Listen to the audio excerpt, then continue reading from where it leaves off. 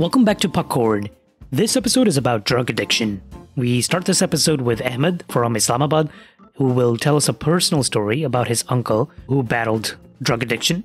And Ahmed has been on this podcast before on the iGeneration episode. So this story is a little over 5 minutes long, but definitely an important story for setting the stage for a broader conversation. And then after Ahmed, I'll shift the conversation to our two main guests, Nasir from Karachi and Abdullah from Islamabad. Abdullah will help explain the process of addiction while Nasir focuses more on giving insight on a 12-step program to recover from drug addiction. And of course, Ahmed, Abdullah, and Nasir, all three of them living in Pakistan, they add a lot of context around the scope and issues of drug addiction, specifically within Pakistan itself. So this is a very important discussion for this podcast. So let's go ahead and start with Ahmed. Ahmed starts right off talking about his uncle's life, and I won't spoil too much. I'll go ahead and let Ahmed take off with it. अच्छा शुरू में like वो young age से ही वो नौकरी करने शुरू हो गए. अच्छा. तो उस वक्त ज़िया का दौर था पाकिस्तान में, तो ये ड्रग्स नए नए आए थे, तो किसी को पता नहीं था कि ये क्या है. तो he tried opium for the first time. Wow. तो उनको ओपियम मिली कैसे? Where did he get it from? जब पहली दफ़ा नई नई आई थी तो तब सबको फ्री मिली थी फॉर द फर्स्ट ट्राई. मतलब सड़क पे ही फ्री मिल जाती थी, लोग they just used to hand it out. Yes, बिल्कुल शुरू में बस. ये पिंडी की बात है कि कहीं और ये हादसा हुआ? यस, पिंडी की बात है.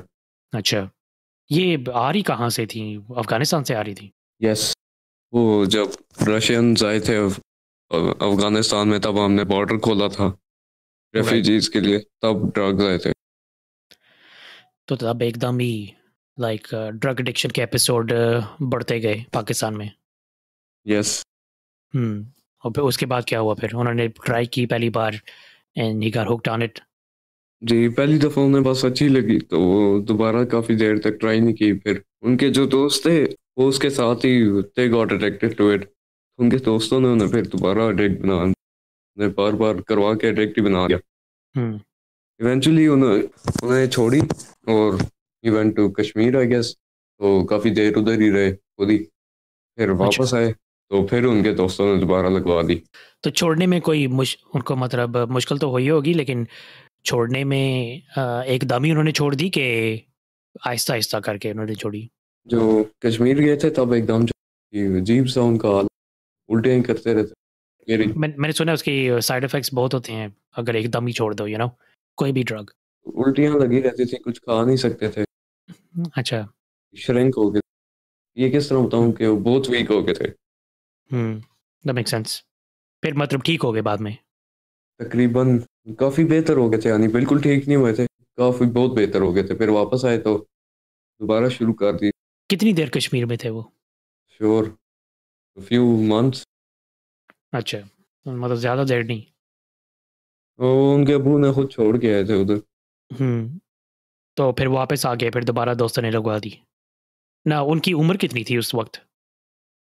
30 के अंडर. 30 के अंडर. और फैमिली के बारे में पता, फैमिली को इस चीज़ के बारे में पता था कि ये यस हो रहा है, यू नो? वो जब खरीदते होते थे ना तो इट वाज कॉस्टली, तो वो कभी कभार मोहल्ले में लोगों से उधार लेके खरीदते होते थे ये चीज़ें. तो इस तरह फिर सबको पता लगने लग गया. अच्छा. तो उनको कंसर्न हुई, छुड़ाने की कोशिश की होगी ऑब्वियसली. उसी के लिए तो उधर छोड़ के आए थे. फिर आखिरकार खैर वो वापस आए दोबारा ला के ना, तो इस दफ़ा वो उन्हें हॉस्पिटलाइज कर दिया. Oh wow. मतलब did he have any episode of overdose और एनीथिंग? नहीं यार, सच कोई नहीं मुझे याद. अच्छा खैर, तो वो हॉस्पिटलाइज हो गए इस दफ़ा. जब दोबारा एडिक्ट हुए थे तो खैर तकरीबन छोड़ दी, फिर वापस आए. अब जो उनका ओरिजिनल जो पुराने दोस्त थे ना, जो शुरू से उन्हें वापस लाते थे, उनकी डेथ हो गई ओवरडोज की वजह से. तो ये मामू में उनके दोस्त की? जी. तो मेरे मामू उस बात की वजह से थोड़ा से यानी से पीछे हट गए काम से थोड़े टाइम के लिए. अच्छा.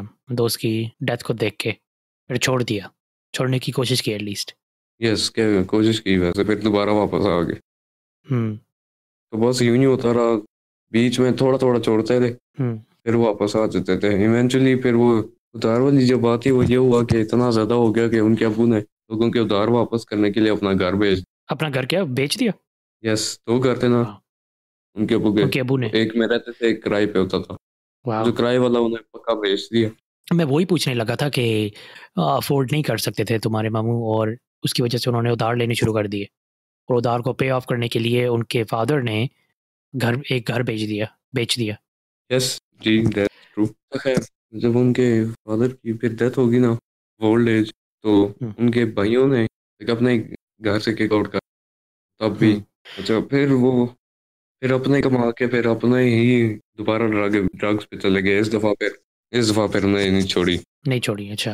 किक आउट हो गए ना, फिर उसके बाद फिर उन्हें नहीं छोड़ी, फिर लगातार करते रहे। फिर last time he did it, वो मेरा ख्याल है रमजान का महीना था, हुँ, 10वें रोजा खत्म हुआ था, रात हुई हुई थी, तो तब वो गली में वापस आ रहे थे। तो गली के जो लोग थे उन्होंने इन्हें देखा था कि ये कोने पे गली उल्टी के आ रहे थे, तो ये इन्हें बिठा के अस्पताल लेके जा रहे थे कि तो इनकी डेथ हो गई। Oh no! अच्छा, तो मतलब उनकी डेथ हो गई, अच्छा।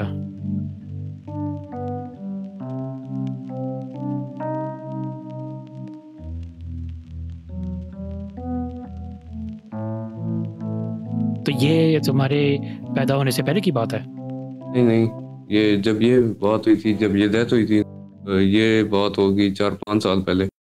तो काफ़ी रीसेंट है, अच्छा। तो मतलब उन्होंने ये आदत शुरू की ज़िया उल हक के टाइम से, यस, मतलब 70s में? अपनी जवानी में, यस। वॉव! तो 70 से वो 5 साल पहले तक करते रहे। तो समझ लो आधी से ज़्यादा उनकी ज़िंदगी इस चीज़ के साथ ही गुज़री है। यस हुँ, अच्छा। मैन उनकी शादी हुई? जी, हुई थी, वो नहीं चली। हुँ, जब उन्हें छोड़ी थी ना, जब वो कश्मीर गए वापस आए थे, तो ही गॉट मैरिड, लेकिन वो कुछ भी नहीं उसका बना, एंड हो गया। हुँ। फिर उनके मतलब आखिरी कुछ साल कैसे थे? वो अकेले रहते थे? जी, वो अ, जो उनका घर था ना ओरिजिनल, उसके हुँ, साथ एक घर में एक फ्लोर में किराए पे रह रहे थे। ओह! तो मतलब फैमिली से ज़्यादा राब्ता नहीं था, वो थोड़े डिस्टेंस रहते थे। वो yes, he hmm, was not. पहले तो मुझे, जब तब तो छोटा था, नोबडी टोल्ड मी कि असल में क्या हो रहा है, तो क्यों नहीं घर में घुसने दे रहे। तो हुँ, जब इवेंचुअली जब सारा कुछ पता लगा ये एडिक्शन के बारे में, शुरू में I very scared of it. Hmm.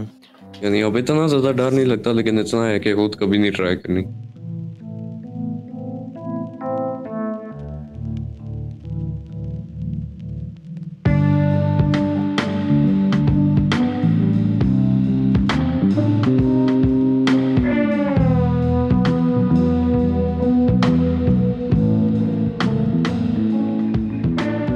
The story is actually really important for Ahmed.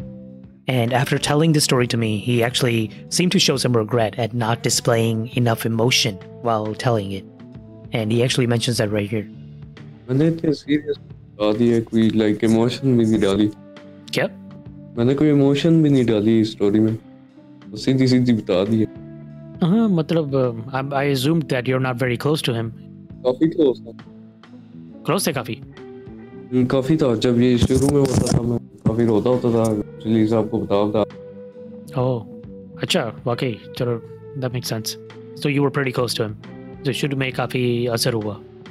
काफी रोता था। जब वो उनका वो जनाजा था, उस दिन हम तकरीबन फजर से पहले आए थे उनके घर, और उधर ही हमने सैरी की। अगला रोजा रखा, और उस रोजे में बारिश, उस दिन बारिश हो गई थी।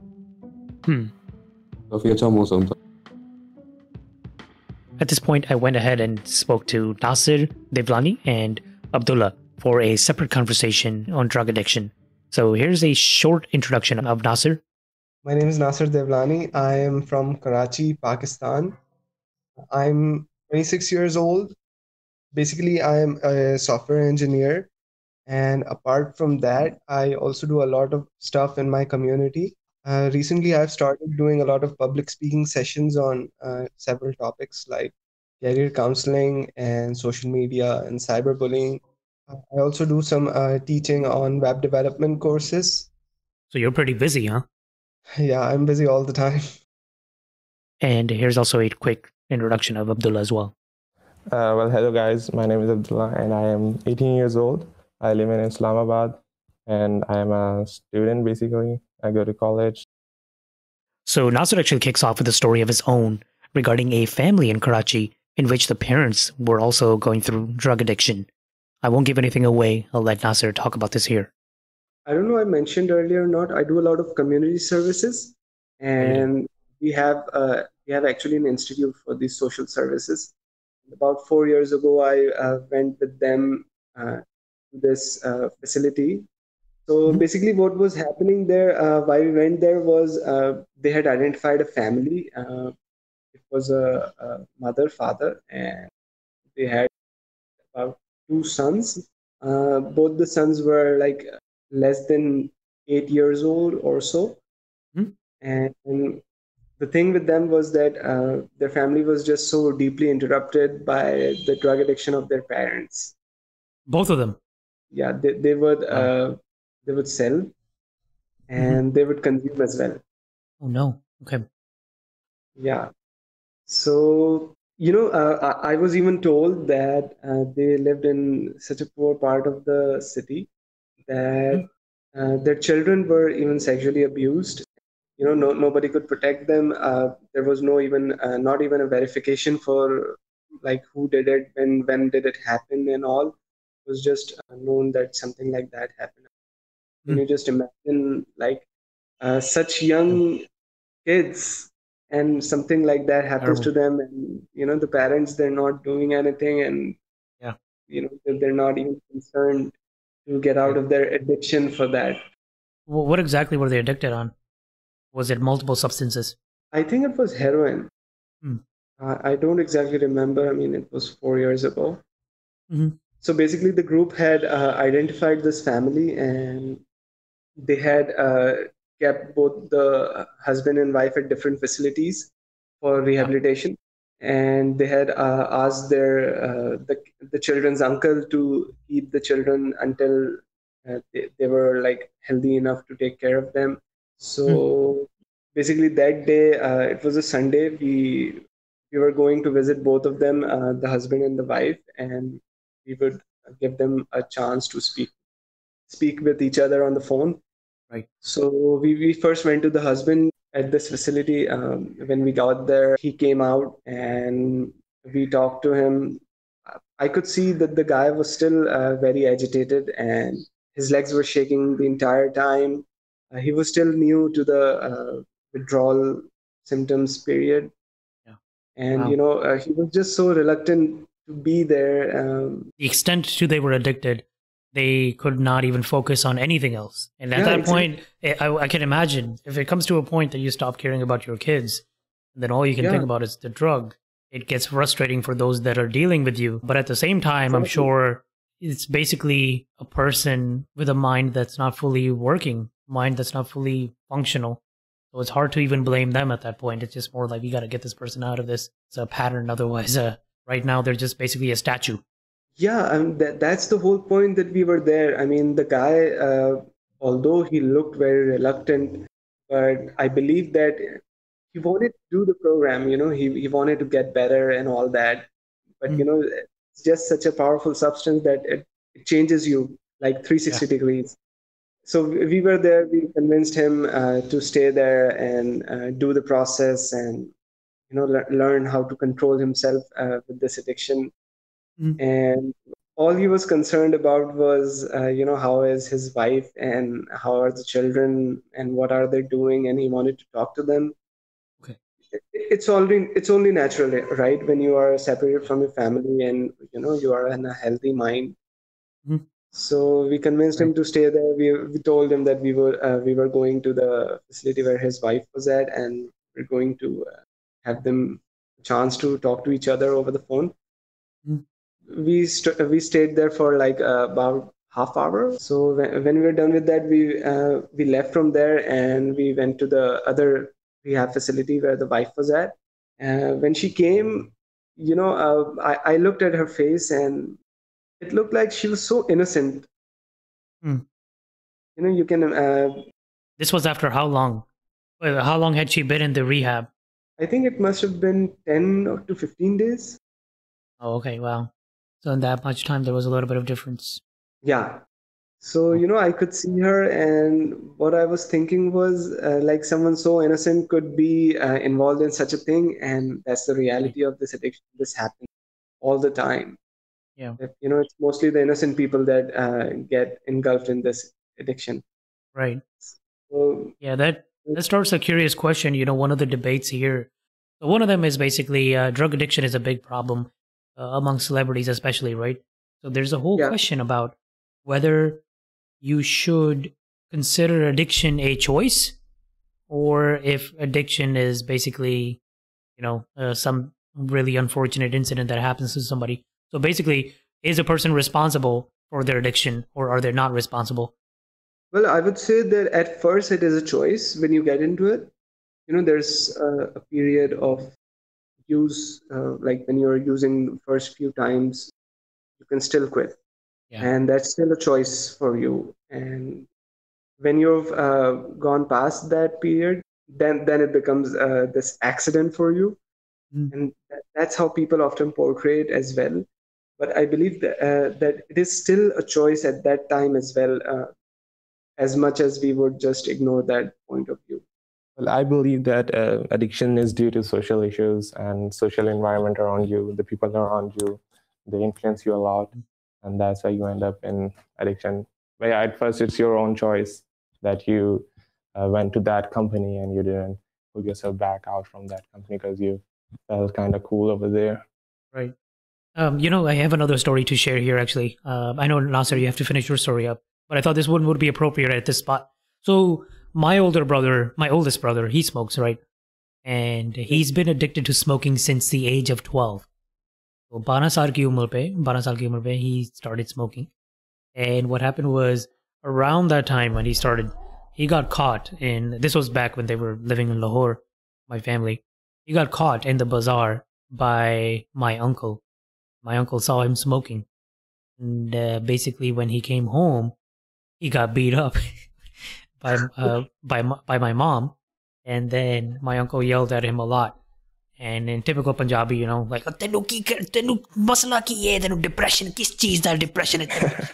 And my uncle smoked too, by the way. But because he was only 12 years old, my brother, that was an extra problem. And my uncle tried to explain to him, no, that this is only people who are depressed or have issues, or adults basically, who have problems, are allowed to smoke. You can't smoke right now. And then my brother was also stubborn. And he says, ever since that day, I made a promise that I'm never going to quit smoking. And I always find that a bit comical. I'm like, I try to tell my brother, man, that doesn't, like, you chose to harm yourself even more because you got yelled at the age of 12 for doing something that was wrong. It doesn't really make sense to me. My brother stuck by that. He's 20 years later, 20 plus actually, years later, he still Smokes. he still smokes. The whole premise of that, the whole beginning of that, I find it a little comical. I find it also a little sad as well. We talk about different parenting strategies, but really, my uncle might have approached that a little differently. Maybe my mom didn't have to beat him up.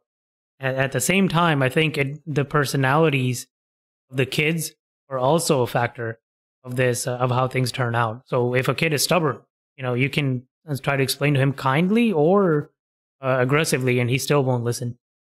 If a kid is, if they're a little bit more lenient, they can, both strategies can work on them. Some kids get beat up by their parents, and they turn out completely fine. They turn out to be responsible, still very appreciative of their parents, and they love their parents.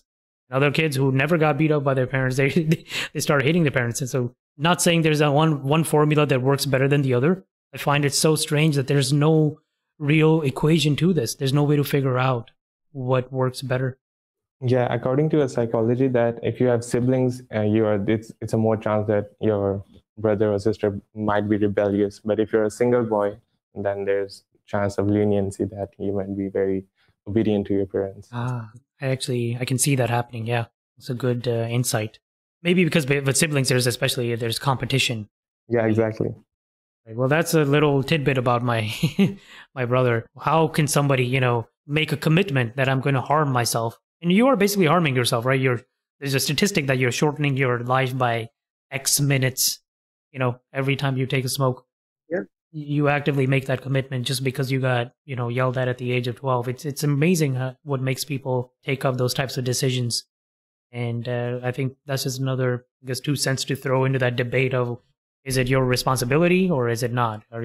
Is addiction a choice or is it not a choice? And so go on, Nasir. I think you had to finish up your story. Yeah, so I was saying that she looked very innocent and all that, and we talked to her for a bit, and she had the same concerns that she wanted to get with her family. She was concerned about how her kids were, and all of those things. And then this lady in our group, she said that she'll make the call and let her talk to her husband. She made the call. She asked for him, and she told him that his wife is going to speak with him. So the wife, as she took the phone and she just stick it up to her ears, you could just see the change of expression, and you don't get to see that very often. It was like that. She was just filled with so much color and light. It was a very powerful experience for me, seeing all that, like this family which was separated by addiction, and now they are trying to do something about that, and they're trying to get back on their feet. You described they came from a stage where they didn't even care what was happening to their kids. You said their kids were sexually assaulted as well. And the parents went from there to actually returning to humanity a little bit after that program. Yeah. But that was just one day when I was actually involved with this entire thing. Some months later, I spoke to that lady from my group, and she mentioned, unfortunately, that those two had gotten out and they have relapsed since. Parents? Yeah. What? So even though you kicked it all, you did the process and everything, but this is where the environment comes in. Like how are you coping up with the situations that is around you? How is your support system? Are you having enough emotional response to each other's situations? Like, are you even talking to each other about the problems that you are having? Because that's what a proper support system is like. You talk to your family and your friends about what's going on with you, and it helps with the urges. Well, at what point do you think, what exactly might have gone wrong that caused those two to relapse? I wonder. At what point, is touching that same touchy subject a little bit, at what point were they responsible for their own well-being and the rehab center was no longer responsible for that? Versus maybe they needed longer care or maybe something else was missing? What do you think went wrong? I think it all comes down to your motivation and your sense of commitment to the entire thing. Mm-hmm. But I believe that's not the only thing. You also need a support system. If I talk about them, they were living in a poor area. They were finding a job because it's difficult to find a job for a drug addict. You don't have experience of things, and you don't know the ways to do things, and it gets difficult often. Plus, when you don't have a job, you don't have money. Nobody's going to support you for your entire life. Yeah. The children even they were having trouble getting admission to school because they didn't have the birth certificates and all that.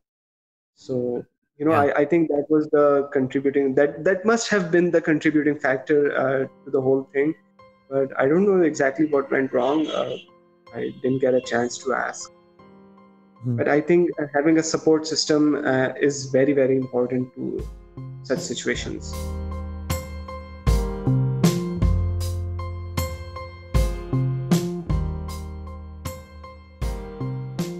Okay, in this next part, Abdullah starts the conversation and takes over by discussing what got him interested in researching addiction, and also he shares some findings from his research. So here's Abdullah. So basically, back in 2017, I just graduated from the middle school, I guess. So I was basically free for 2-3 months. At that time, parents were usually not home, so I was home alone all the time. So I was a very coffee and tea addicted person. Mm. So during that 1 week, I didn't had my coffee.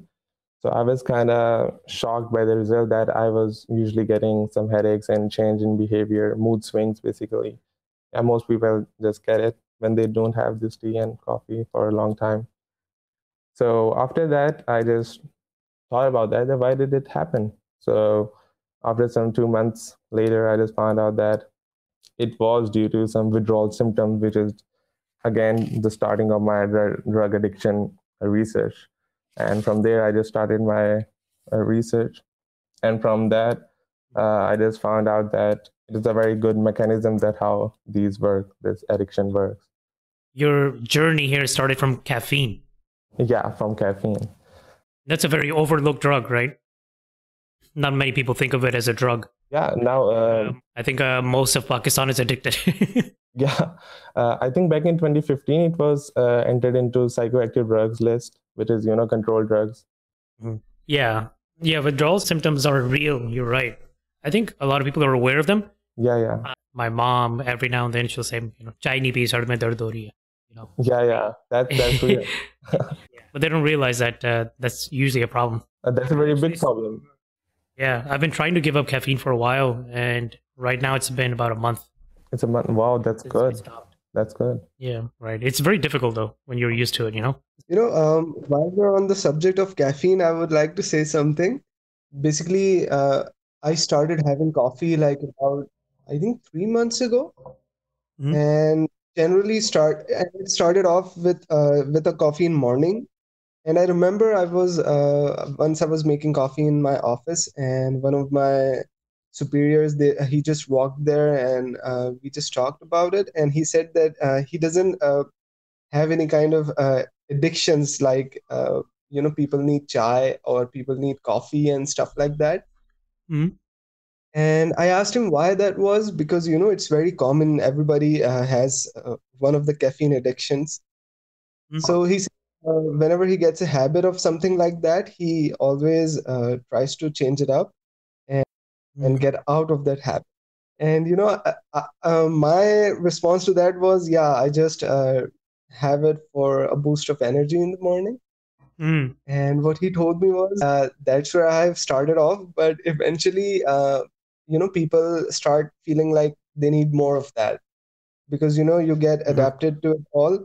And 3 months later now, I realized that it's very often that I'm having coffee in the morning and in the afternoon as well. Yeah. So that's addiction for you. Absolutely. I don't know that much about addiction. I've started learning a little bit more about it in recent years. And that's one of the things, I think that's one of the core attributes of addiction, which is you increase your tolerance for that substance.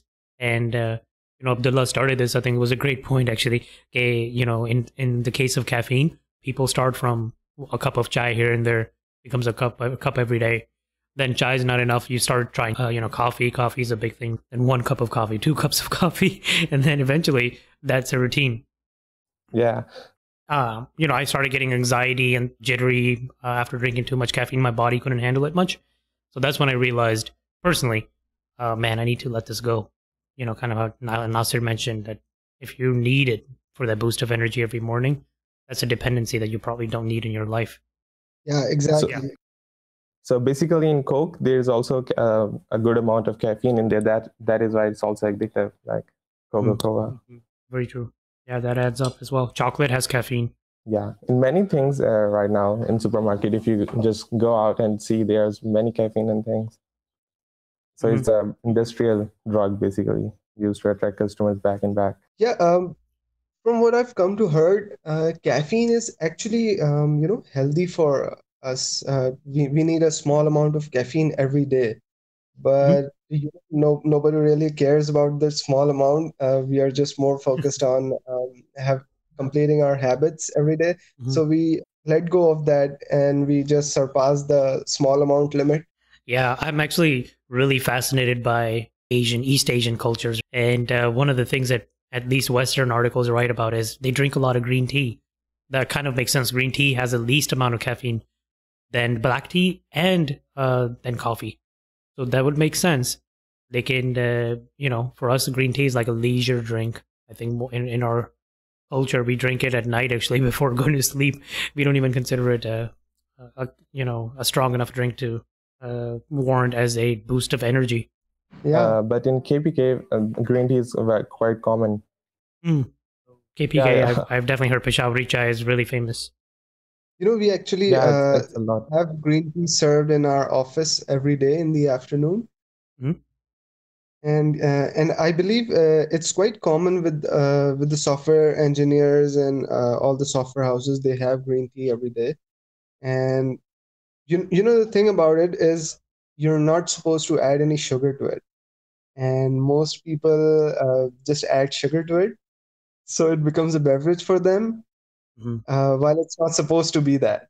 Yeah, while we're on the topic, my mom tells me, actually, my mom, growing up in Pakistan as a kid, she said she would actually often see these British guys. This was, I guess, shortly after independence. Every house they would go and knock on their doors and give them tea bags for free. And they would just tell them the benefits of tea.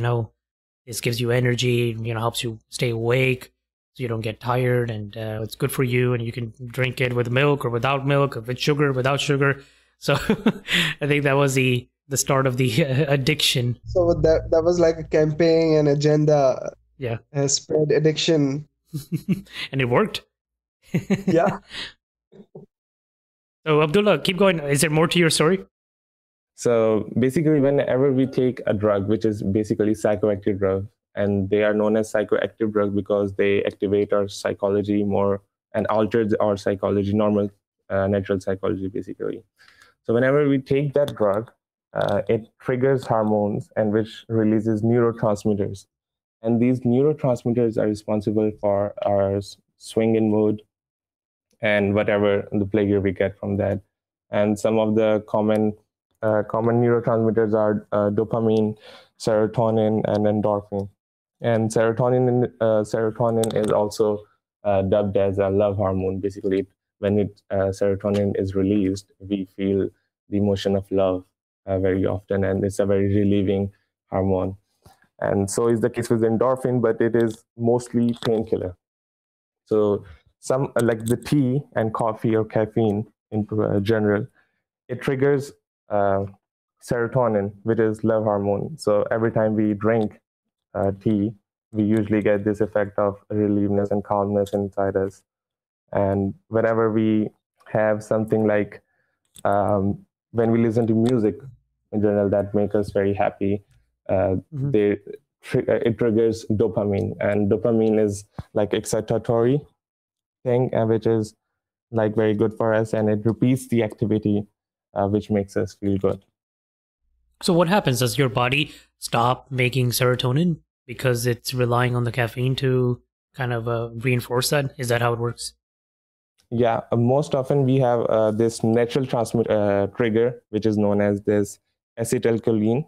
So serotonin just mimic this acetylcholine, which is the natural trigger, but serotonin and caffeine mimic these original natural body triggers. And that's why when we take it more often, we just being dependent to it, because our brain works on a limbic system, which is known as reward system. So whenever we feel happy or feel calm in any situation, we tend to do it more often. Got it. And that's what actually starts the habit.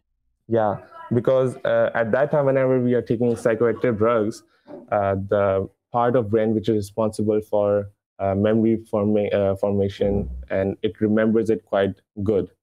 So whenever you will try to take that drug again, it will trigger your back memory, and you will like kind of have feeling that, wow, when the last time I took it, I felt this thing, and then you will do it again, and so again and again, and that's the beginning of addiction. So basically, in smoking, there's nicotine, and nicotine also mimic this acetylcholine, which triggers dopamine, and it's also form a memory of a very charmness. And so whenever you again take it, so you will just addicted to nicotine. But all this, like our psychology work in this principle, like whenever we take it, our memory is formed, and whenever we are going to retake it, our memory just triggers that back gives us flashback of that wonderful feeling. So that's why we tend to do it again and again.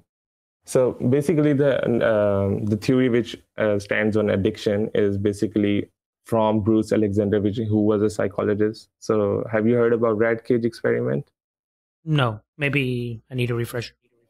Yeah. So basically, rat cage experiment was there was a rat in a cage, and he was given two bottles. One was normal water, and one was a cocaine mixed water. So what happened? First of all, he went and just drank the normal water. But when he drank the cocaine water, he just became addicted to it, and he just overdosed the cocaine water and died. So for the control experiment, he built a giant rat park in where there was some toys and balls for rats and some other rats to socialize. And there he also put the cocaine water and normal water. But the results were quite shocking because the rats never, and like 95% of rats never just tasted the cocaine water, and they just went to the normal water. And those 5 who just tasted the cocaine water never ever tasted it back because of the social effect.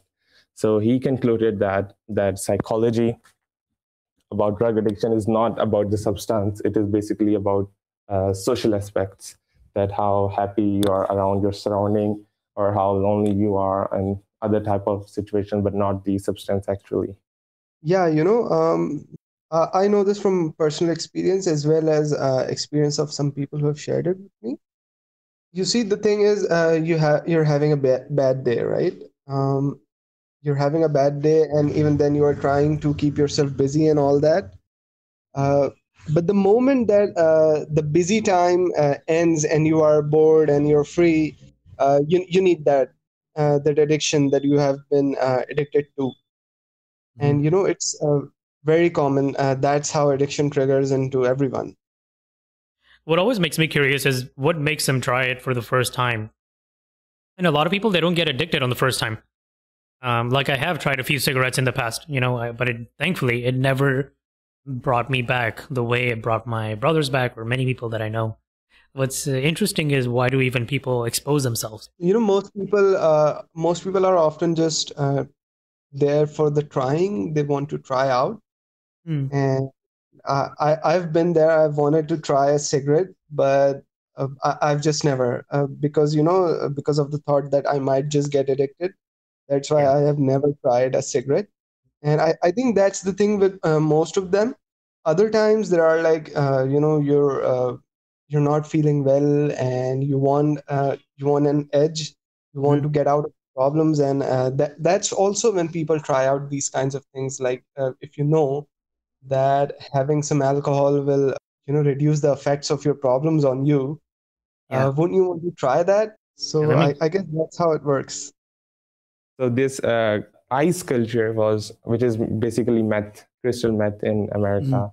Yeah, so this which is known as ice in Pakistan. So it is very famous in KPK side. So there's university students, they were quite posed about them, that they are overdosing this crystal ice or meth. And it's accessible easily. I think due to Afghanistan border, it's accessible due to NATO forces, because I think they are provided these type of opiates there to remain calm. Wow. Because back in Vietnam War, do you remember that, when America invaded Vietnam? Yeah, right. So basically, they were given morphine at that time, and that is basically more addictive than heroin. So back in America, people were very scared that when they will come back, there will be very much influence on them because of the morphine. But when they come back, they never touched morphine because of the social impact over there. Because at war, you can see there's always night and mud everywhere, just fighting, just roaring. So they were given morphines, the war soldiers over there. So when they reached back home in America, where they had their families and stuff, so they were quite good with that without it, and they never had taken it back. I thought morphine was more used for recovery, like wound recovery. Yeah, let's say they got shot. Is, basically used as surgical and surgeries and pain killing stuff, but it is also used in war. Like you can use as a addictive drug. Okay. So in their case, they came back and they did not crave morphine. Yeah, because they find out they went back to their families, their homes, and all their motherland. So that's why they never went back there. The people who are addicted to drugs, when they go for detoxification, they're actually required to take a very small amount of the drug so that they can get off it, because the withdrawal symptoms, they're just so severe for them. Mm-hmm. So great point. Caffeine withdrawal, I don't think you can die from it. Like, you can actually give up caffeine cold turkey. You'll have really bad headaches, but you'll recover. But it's true. Apparently, if you're addicted to cocaine, for example, and you just give it up, like, you're going to be in a lot of pain.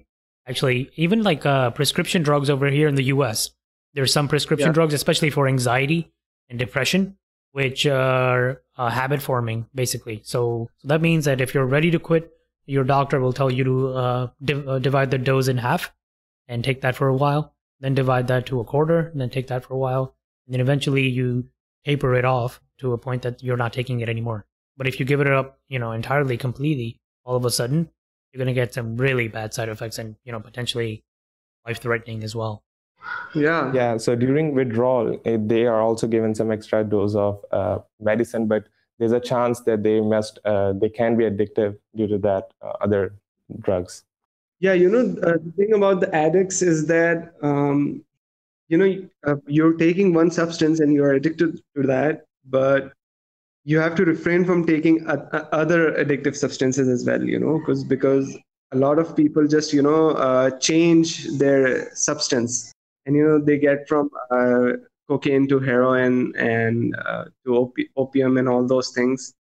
Yeah, there's a concept of a gateway drug, right? Which is different, I think, for culture. There's one drug that will get you exposed to the entire world of drugs. You start from one, you start taking more and more. Is this a widespread problem around your communities? Islamabad, Karachi? Yeah, in Islamabad, in Punjab, basically, there's wild use of cocaine, and tobacco is just normal over here. And crystal ice, which I was very shocked that meth is over here and it is introduced over here, and very young generation is using it. And in KPK, that's a lot of them using it. Where is it coming from? Where you mentioned crystal, what about the rest? What about the... Well, they are manufactured in Pakistan. So they're actually grown in Pakistan? Yeah, they are grown in Pakistan. In Peshawar, like tobacco, there's many factories in tobacco. In Nashara, there are factories over there. And similarly, cocaine is also produced within Pakistan, and most of other drugs are also. Well, tobacco is legal, right? What is by the way, do we know about the legal status of these drugs? Well, Imran Khan, when he came to power, he just imposed a sin tax over tobacco. So if you purchase tobacco, you have to pay some extra tax because it's not legal in Islam, but that's why. No, meaning it is legal, but there's an extra tax. Yeah, there's a sin tax over it. So if you purchase it, you have to give some extra tax over there. Got it. But the tax doesn't keep people away from that, because addicts, they want what they want. Yeah, yeah, exactly. They start wasting even more money. Yeah, exactly. Open cigarettes were a sale over there, but now they have just closed that, and you have to buy a whole pack of cigarettes, but still everyone buys the whole pack now. Yeah, that's unfortunate. It's like Nasir pointed out, it's actually a burden to that person's family because now they're wasting even more money, which could be used on groceries or other household things. And yeah, smoking is quite popular over here because of a stereotype that among youth, basically, that if you smoke cigarette, you will be considered a cool person. So that why they always start with cigarettes and end up in destruction, basically. Yeah, that's the thing in Karachi as well. Yeah, I think that's the thing in whole Pakistan, that if you smoke cigarette and you go inside a washroom and you vape and you just put it on your story, it will be considered a cool thing. Yeah, it's probably a worldwide thing, actually, right? Just kids growing up in general, they want to try something edgy, something different that they're normally not allowed to do. So over here, once people actually become adults, there's a lot of health consciousness nowadays. People just want to be healthy, so they're giving up a lot of stuff. Fitness is a big thing now. People give up tobacco. It's not as big as it used to be, at least. Like what Nasir mentioned, the taxes haven't really helped that much.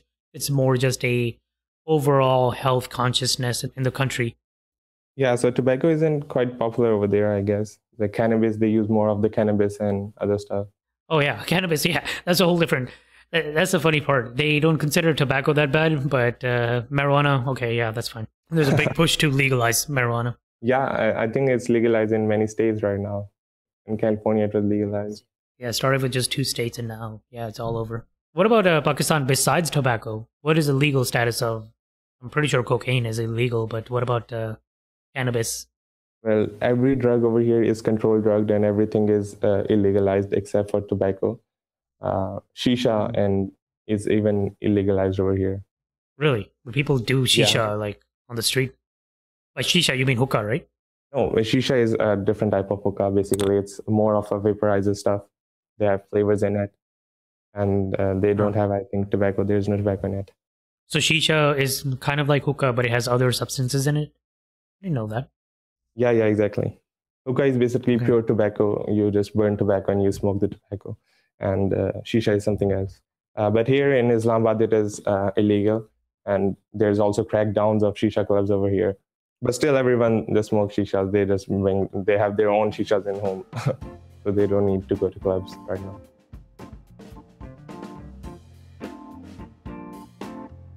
Finally, in the last piece of this episode, Nasir will talk about the 12-step program, which is a methodology for overcoming addiction.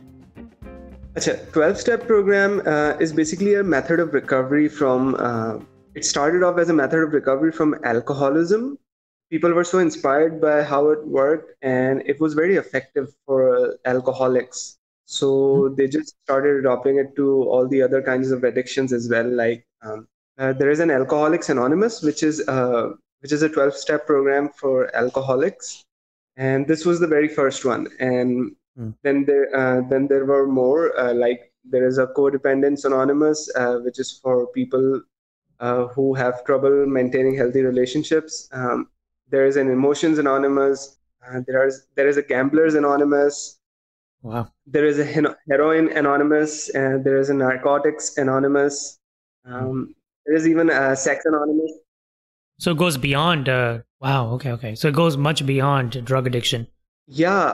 The addiction goes way beyond. Like I said, whenever a habit gets the better of you, it becomes an addiction. Right. And these are just a few that I have actually mentioned. There is a Workaholics Anonymous as well.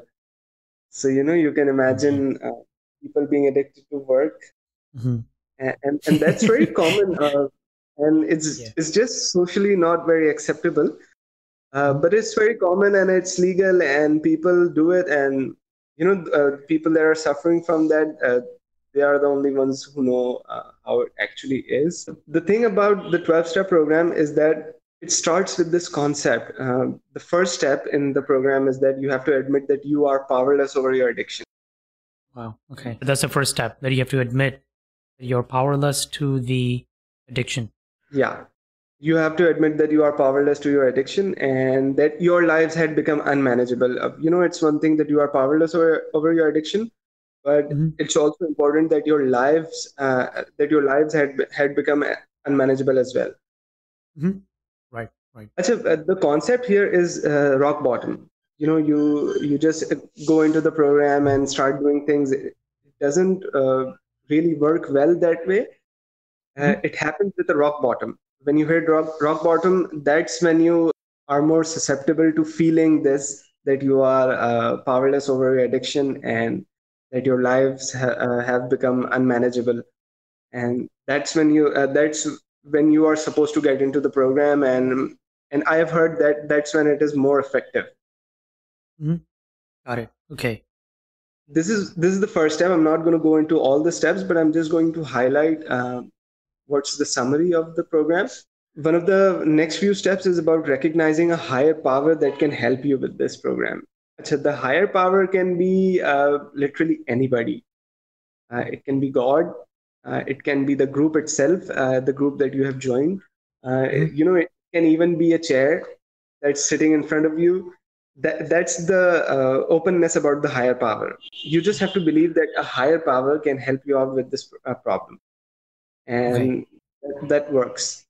So Got it. then you get into making an inventory of yourself, of all the problems that you've had because of this addiction, and all the people that you have hurt, and you try to make amends for all of those, and you start learning to live with a new code of behavior. And if you remember, I mentioned earlier that when people are having a bad day, they try to keep themselves busy so they don't fall into their addiction. But when you are not busy, when you are bored, when you are free, you just have a deep urge for that addiction. They also have this serenity prayer. Their serenity prayer is, God, grant me the serenity to accept the things I cannot change, courage to change the things I can, and wisdom to know the difference. Ah, yes, I've heard that one before. Yeah. Yeah, and most people would just switch God with their higher power. Mhm. Uh, if you are not religious, you would just change God with a higher power here. But that's the concept here, that you're surrendering yourself to someone that you feel like has the ability to help you with this problem. Mhm. And you know from a Muslim perspective, I would say that that's all our lives, right? I mean, All we right. believe in God, and we feel like God can make things better for us. And the 12th step in the program is that you have freedom from your addiction, and you're sober. Now it's Mhm. your responsibility to help other people. Ah, so pass it on. This makes it so self-sufficient and so comprehensive here, that a new person comes in, and he's a regular addict. He has just stopped doing his addiction, Mhm. and a person who has been there for like 2 years, he's going to help him. So one of the reasons that it works is because of that.